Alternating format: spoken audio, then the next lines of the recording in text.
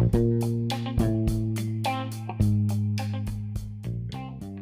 Family, Hephzibah podcast by Christy में आप सबका स्वागत है। मैं आपकी होस्ट क्रिस्टी। आइए इस एपिसोड को शुरू करें।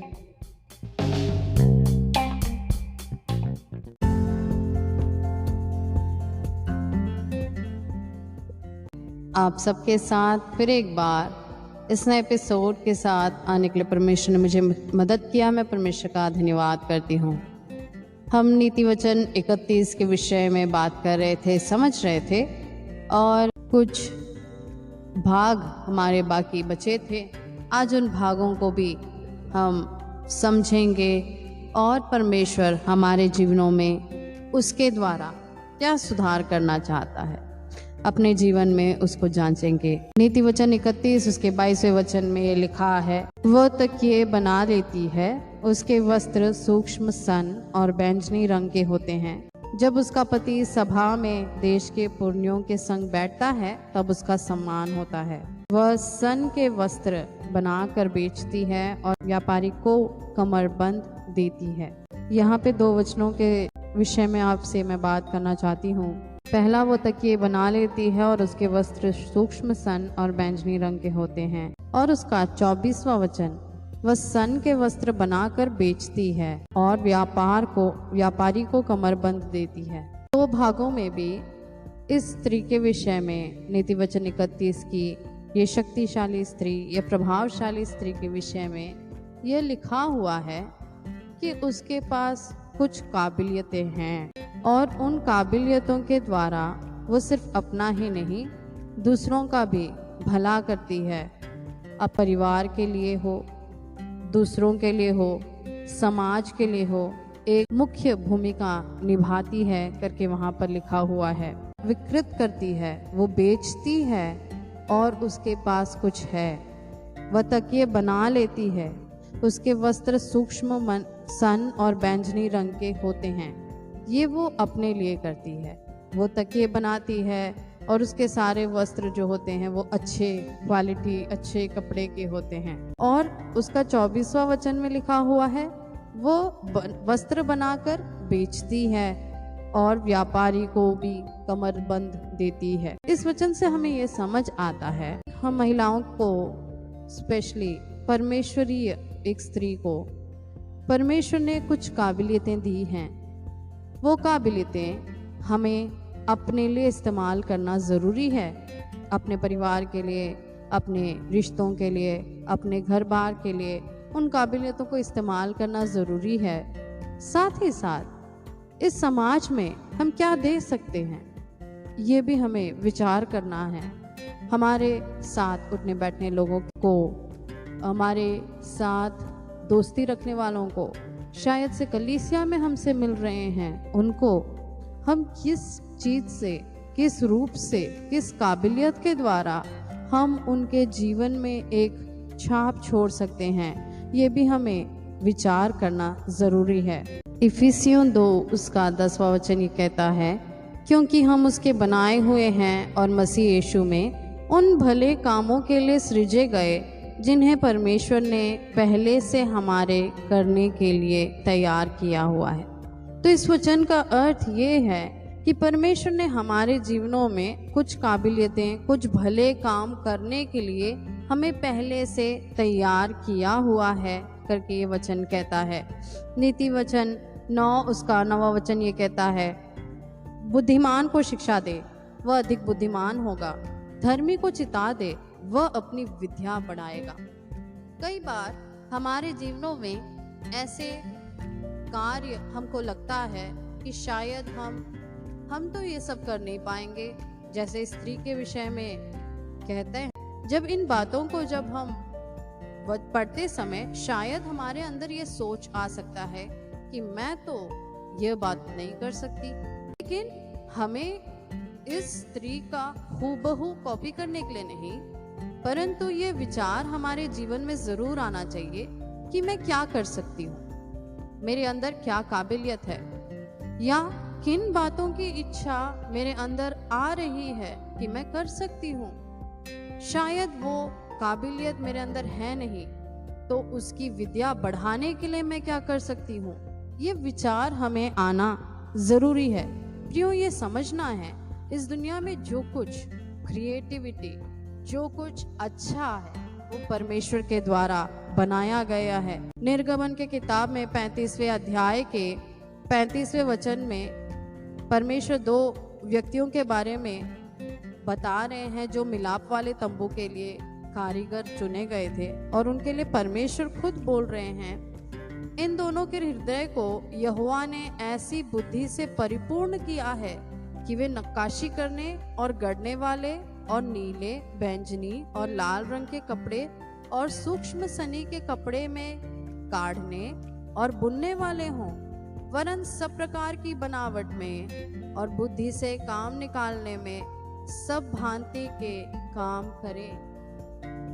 तो जो कार्य शायद बहुत रेयर है, जो बहुत कम है, लेकिन अगर परमेश्वर ने आपके अंदर ऐसी एक खूबी दी है, उसे निखारें, अपने लिए इस्तेमाल करें, दूसरों के लिए इस्तेमाल करें, परमेश्वर की महिमा के लिए। हम जब उसको इस्तेमाल करेंगे, हम जब उसको बढ़ाएंगे, तो परमेश्वर उनके द्वारा हमें आशीष करेंगे। प्रेरितों 9वां अध्याय उसके 36वें वचन से एक स्त्री के बारे में हम पढ़ते हैं। पहले भी मैंने इसके विषय में बात किया है। तबीता अर्थात दोरकास, वो स्त्री सिलाई करती थी, वस्त्र बनाती थी, और उसके द्वारा वो सिर्फ अपने लिए वस्त्र नहीं बनाती थी, उसके साथ रहने वाले विश्वासी बहनें, विधवा, जो कि शायद से खुद कुछ कार्य नहीं कर पा रहे होंगे या पैसे नहीं होंगे, उनको वो मदद करती थी। इतना तक कि जब दोरकास की मृत्यु हो गई, जब तबीता की मृत्यु हो गई, तब ये स्त्रियों ने पत्रस को विवश किया कि वो उसके लिए प्रार्थना करे और परमेश्वर उसको पुनर्जीवित कर दे। इस भाग में समझते हैं एक स्त्री का मूल्य उसके परिवार में, उस समाज में कितना ज्यादा है, जो परमेश्वर के लिए कार्य कर रही है, जो परमेश्वर के द्वारा अपने काबिलियतों को समाज में दे रही है। प्रियो, परमेश्वर ने जो कुछ हमें दिया है वो बढ़ाने के लिए दिया है, दबाने के लिए नहीं दिया है, उसको छुपाने के लिए नहीं दिया हुआ है, उसको विस्तृत करने के लिए दिया हुआ है। उसके द्वारा परमेश्वर अपनी महिमा करना चाहता है। ऐसी कौन सी बातें हैं जिन बातों में आप परमेश्वर के द्वारा इस्तेमाल किए जा सकते हो, उसे खोजें और परमेश्वर के लिए बढ़ाएं। परमेश्वर इसके द्वारा आपको आशीष करेंगे। उसका 23वां वचन वहाँ लिखा हुआ है, जब उसका पति सभा में देश के पुण्यों के संग बैठता है, तब उसका सम्मान होता है। सिर्फ इस स्त्री का सम्मान नहीं होता, उसके कारण उसके परिवार वालों का सम्मान होता है। यह वचन जब ऐसा लिखा हुआ है, उन 2 जगहों, 2 वचनों के बीच में यह वचन लिखा हुआ है जहां पर उस स्त्री की काबिलियत के बारे में लिखा हुआ है। यह व्यक्ति सम्मान पा रहा है, इसलिए नहीं, शायद वो भी सम्मानजनक होगा, शायद वो इंसान भी ऐसे कार्य करता होगा जिसके द्वारा उसको सम्मान मिल रहा है, लेकिन स्त्री के कारण, स्त्री के इस प्रभावशाली स्त्री के कारण वो पुरुष सम्मान पा रहा है। कितनी बड़ी बात है, राइट? हमारे जीवन में क्या हम ऐसा कार्य कर सकते हैं? हमारे उन अच्छे कामों से परमेश्वर की महिमा, साथ ही दूसरों को सम्मान मिलने का कार्य बन जाए। 25वां वचन ये कहता है, वह बल और प्रताप का पहरावा पहने रहती है और आने वाले काल पर हंसती है। वह बुद्धि की बात बोलती है और उसके वचन कृपा की शिक्षा के अनुसार होते हैं। 25वें वचन में लिखा हुआ है, वह बल और प्रताप का पहरावा पहने रहते। कौन सी बहनों को सजना नहीं पसंद है ना? हम अच्छे कपड़े पहनना चाहते हैं, हम सुंदर दिखना चाहते हैं, लोग हमारे वस्त्रों को देखें, ये हम चाहते हैं। ये स्त्री भी अच्छे वस्त्र पहनती है, लेकिन उसके साथ ही साथ बल और प्रताप का पहरावा पहनती है। वो स्त्री सामर्थ्य को ओढ़ती है, वो स्त्री महिमा को पहनती है। हमारे सिर्फ बाहरी दिखावे के लिए नहीं, बाहरी वस्त्र के लिए हम चिंतित ना रहें। हम अंदर से कैसे हैं? हमसे बात करने वाले लोग किन तरह की बातों को हमारे द्वारा सुनते हैं, ये हमें सोचना चाहिए। बल और प्रताप का पहरावा पहनने वाली इस स्त्री को कोई भी बातों से भय नहीं लगता, इसीलिए तो आने वाली काल पर वो हंसती है। वो भविष्य की बातों पर डरती नहीं है, वो परेशान नहीं होती है, रोती नहीं है, एक जगह छुपके से छुप नहीं जाती है, समाज से बात करते समय डरती नहीं है। आने वाली काल पर वो हंसती है।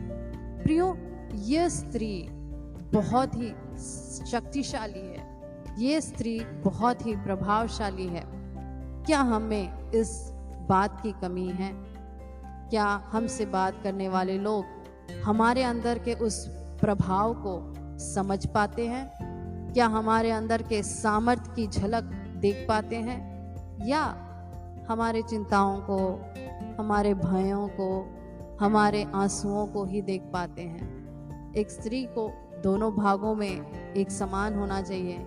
आंसू तो आते हैं, भय तो साथ में है, लेकिन बल और प्रताप का पहरावा पहने रहें, ताकि दूसरे लोग हमारे द्वारा इन्फ्लुएंस्ड हो जाएं, दूसरे लोगों के जीवन में हमारे द्वारा प्रभाव पड़ जाए। 26वां वचन ये कहता है, वो बुद्धि की बात बोलती है और उसके वचन कृपा की शिक्षा के अनुसार होते हैं। जब वो बात करती है तब बुद्धि की बात करती है, समझ की बात करती है, अपलिफ्ट करने की बात करती है, मेल मिलाप की बात करती है, और उसके वचन कृपा की शिक्षा के अनुसार होते हैं।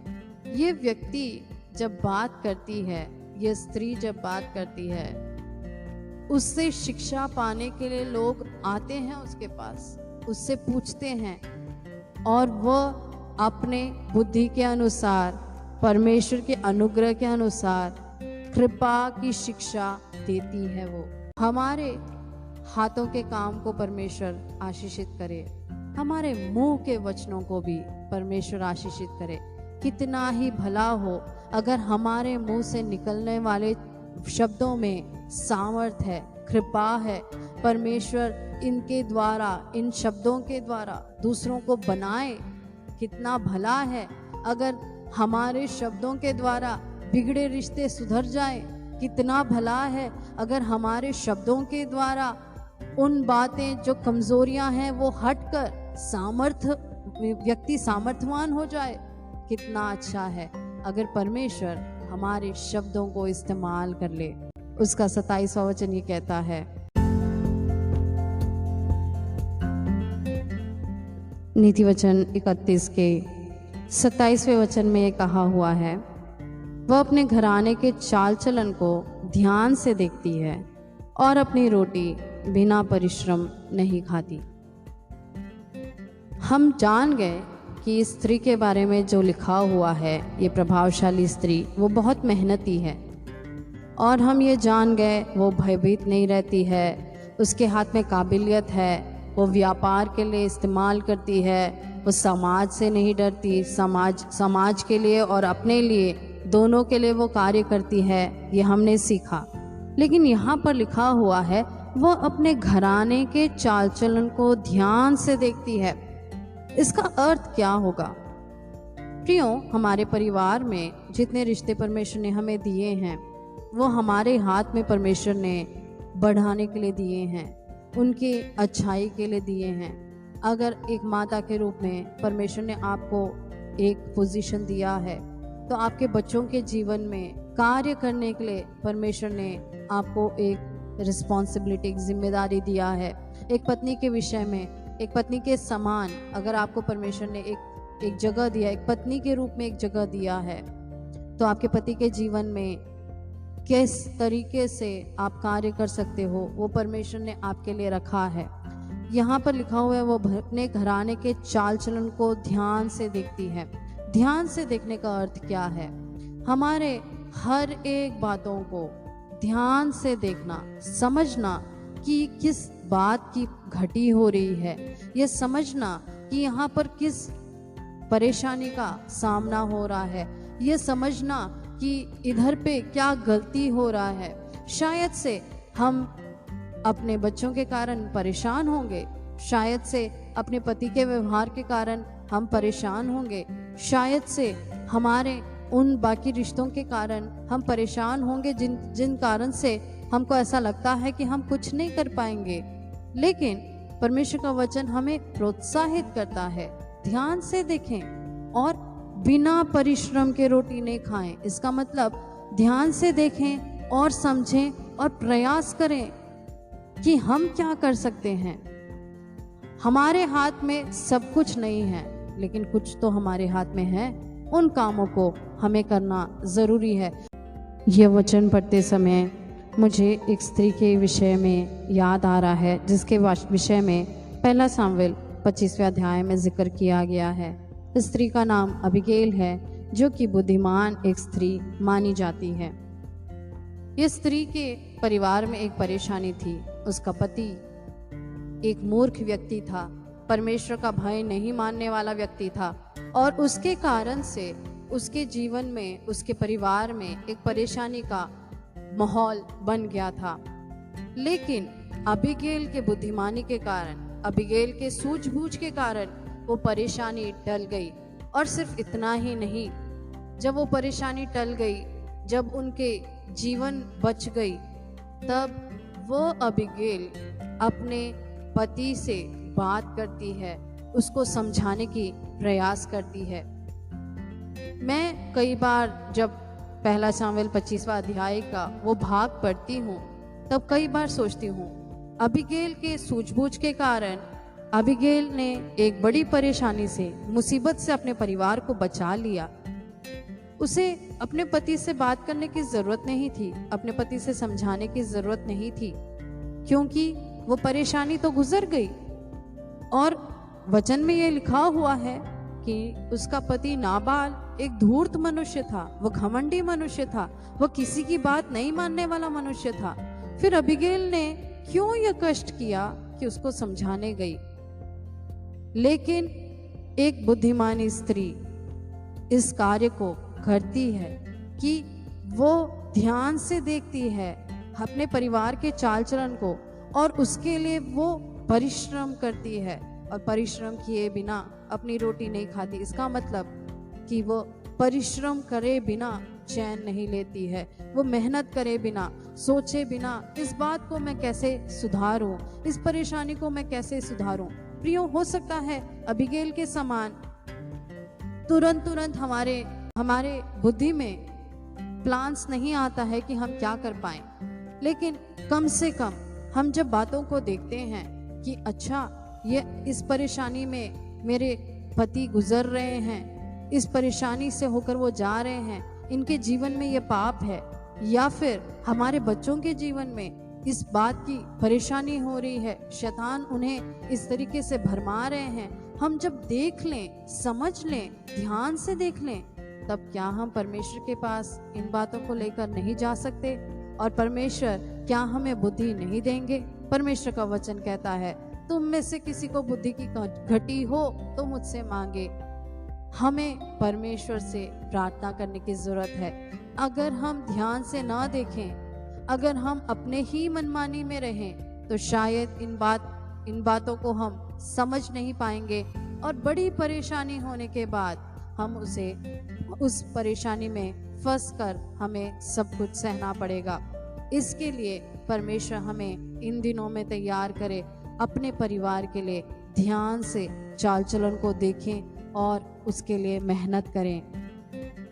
28वां और 29वां वचन इस स्त्री की महिमा के बारे में बताता है। इस स्त्री को जो प्रोत्साहन मिलता है, इस स्त्री की जो वाहवाही हो रही है, इस स्त्री को, इस प्रभावशाली स्त्री को कितने जन वाव कह रहे हैं, ये हम पढ़ते हैं। 28वां और 29वां वचन वो वचन है जो शायद हम में से सब अपने कानों से सुनना चाहते हैं। हम में से कोई भी ऐसा नहीं होगा जो हमने किया हुआ कार्य अननोटिस चला जाए, किसी ने ध्यान नहीं दिया, ऐसा हम चाहें। हम चाहते हैं कि हम जो भी कार्य कर रहे हैं, अच्छे कार्य कर रहे हैं, उसके लिए लोग हमें शाबाशी ज़रूर दें। एक बार एक बहन ने मुझसे कहा, मैं जो कुछ कहूँ, जो कुछ करूँ, इनको तो फ़र्क नहीं पड़ता। अपने पति के लिए वो बहन कह रही थी, क्योंकि वो कहती है कि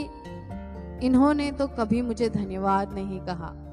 जब ये वाला वचन हम कहते हैं, 28वां और 29वां वचन उसमें लिखा हुआ है, उसके पुत्र उठ उठ कर उसको धन्य कहते हैं, उसका पति भी उठकर उसकी ऐसी प्रशंसा करता है।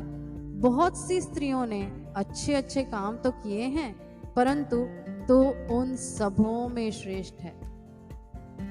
कितना बड़ा तारीफ इस व्यक्ति को मिला है, इस स्त्री को मिला है। लेकिन एक प्रश्न है, ये तारीफ उसे कब मिला है? क्या शुरुआती दिनों में?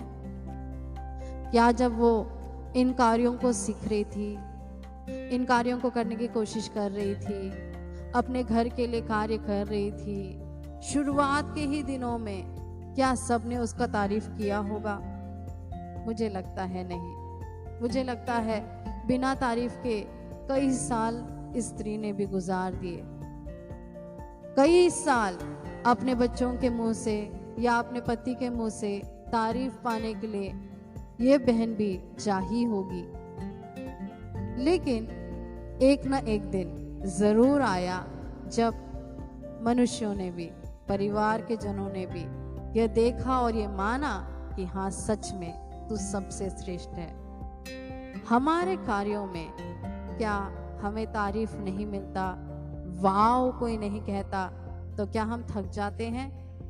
क्या हम अपने अच्छे कार्यों को छोड़ देते हैं? क्या हम थकित हो जाते हैं और हम ये सोचते हैं ये सब बेकार है? क्या हमें ये लगता है कि ये अधन्यवादी लोग हैं, इनके लिए मैं कार्य नहीं करूंगी?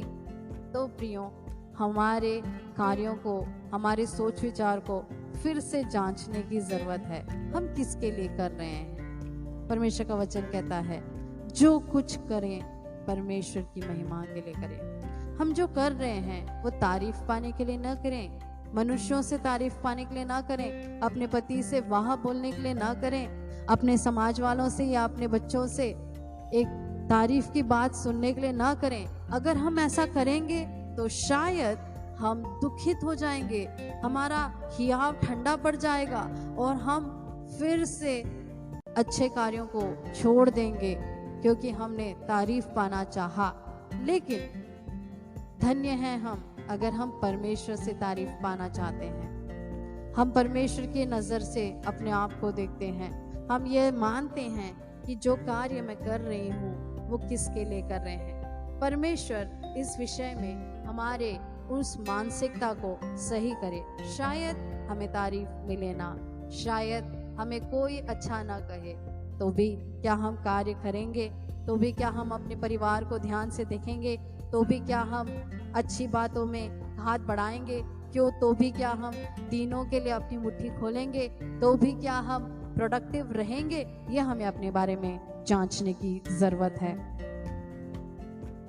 30वां वचन और 31वां वचन यह लिखा हुआ है, शोभा तो झूठी और सुंदरता व्यर्थ है, परंतु जो स्त्री यहोवा का भय मानती है उसकी प्रशंसा की जाएगी। यहाँ पर भी प्रशंसा के बारे में कहा गया है, लेकिन यह प्रशंसा उस ही स्त्री को मिलता है जो स्त्री यहोवा का भय मानती है।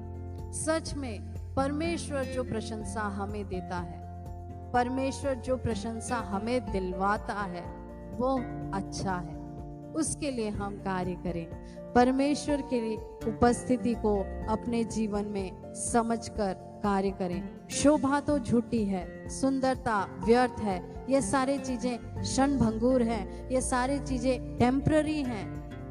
मेरा अच्छा वस्त्र मैला हो सकता है, मेरे घर के साफ सफाई शायद से कभी कम पड़ सकते हैं, मेरा भोजन बनाना, मेरा दान देना, शायद से मेरे अच्छे बातें करना और बिजनेस करना, ये सब कुछ में शायद कमी आ सकती है। लेकिन जो स्त्री यहोवा का भय मानती है उसकी प्रशंसा की जाएगी, वो इन सब में अव्वल हो जाएगी। शायद एक दिन कम हो भी गया तो भी परमेश्वर उसे फिर भी प्रशंसनीय बनाएगा, क्योंकि वो परमेश्वर पर भरोसा रखती है, वो परमेश्वर का भय मानती है। 31वां वचन यह लिखा हुआ है, उसके हाथों के परिश्रम का फल उसे दो और उसके कार्यों से सभा में उसकी प्रशंसा होगी। उसके हाथों के परिश्रम का फल उसे दो। परमेश्वर के भय मानने वाली इस स्त्री को किसी भी भली वस्तु की घटी ना होगी। वो परमेश्वर से आशीष को जरूर पाएगी, अपने मेहनत का फल जरूर पाएगी। उसने जो कुछ बोया है उसकी कटनी वो जरूर काटेगी और उसके कार्यों के लिए सभा में उसकी प्रशंसा होगी, लोगों के सामने उसकी प्रशंसा होगी। प्रियो, नीति वचन 31 सच में एक स्त्री नहीं है। ये एक स्त्री के विषय में मैंने जैसे शुरुआत में आपको कहा, लमुएल राजा को उसकी माता ने एक स्त्री का पिक्चर, एक मॉडल बता कर दिया कि वह ये सोचे और चाहे कि भविष्य में उसे किस प्रकार की पत्नी चाहिए।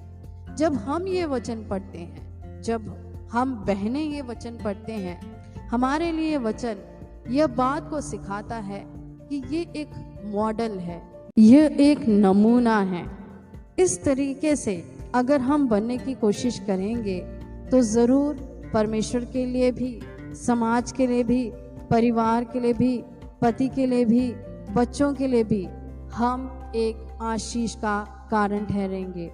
इस स्त्री के विषय में मैंने जैसे शुरुआत में आपको कहा था, इन वचनों को देखकर, सुनकर हम भयभीत ना हो जाएं। शायद से मैं कभी भी ये नहीं बन पाऊंगी करके अपने आप को हीन भावना में ना सोचें। जो गलती हो गई है उसको जब शैतान आपको गिनाने की कोशिश करे, इन वचनों को लेकर उसके साथ दुख में बैठने के लिए नहीं, परंतु ये वचन आपको प्रोत्साहित करे। आज आप सांस ले रहे हैं, आज आपके पास दिन है, आज आपके पास परमेश्वर ने जो कुछ आशीषों को दिया है उसके लिए कार्य करें, उसके लिए कार्य करें, उसके लिए तैयार होएं। परमेश्वर की महिमा अपने जीवनों से करें। क्या काबिलियत परमेश्वर ने दिया उसको ढूंढें, उसको खोजें, उसको बढ़ाएं। कुछ बातों को परमेश्वर ने आपके जीवन में बोझ दिया है, उसके लिए सीखें। किस प्रकार से मैं दूसरों की मदद कर सकती हूँ, किस प्रकार से मैं परमेश्वर की महिमा कर सकती हूँ, किस प्रकार से मैं सुसमाचार सुना सकती हूँ, किस प्रकार से मैं अपने बच्चों के लिए एक प्रभावशाली स्त्री बन सकती हूँ। प्रियो, यह सब कुछ हमें करना है। अगर हम नहीं करेंगे तो शायद कोई और कर लेगा, लेकिन जो हमें प्रतिफल मिलना था वो हमें नहीं मिलेगा। परमेश्वर इस वचनों के द्वारा हमें आशीष करे। हम सब में घटियां हैं, लेकिन इन घटियों को परमेश्वर भरपूरी से पूरा कर सकता है। इन घटियों को परमेश्वर के सामने लेकर जाते समय परमेश्वर हमें उन घटियों से, उन कमजोरियों से आज़ाद करेंगे और अपनी सामर्थ से भर देंगे। परमेश्वर इन वचनों के द्वारा आपको आशीष करे। नीति वचन 31 की एक स्त्री बनने की, प्रभावशाली स्त्री बनने की हम प्रयत्न में रहें। परमेश्वर आप सबको आशीष करे। फिर एक बार नए एपिसोड के साथ आप सबसे मिलूंगी। तब तक के लिए परमेश्वर हमें अपने हिफाजत में रखे। जय मसीह की।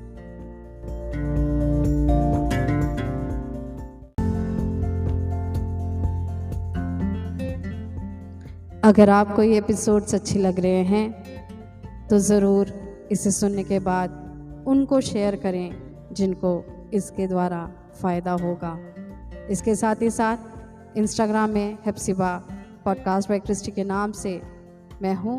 आप ज़रूर मुझे कांटेक्ट कर सकते हैं, डायरेक्ट मैसेज कर सकते हैं। ऐसे कोई विषय जिसके बारे में आप सुनना चाहते हैं आप मुझसे ज़रूर साझा कर सकते हैं। इसके अलावा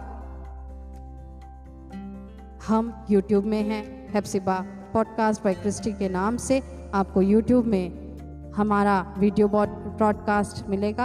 आप ज़रूर उसको भी देखें। उसके द्वारा परमेश्वर आपको आशीष करे। परमेश्वर आप सबको आशीष करे। जय मसीह की।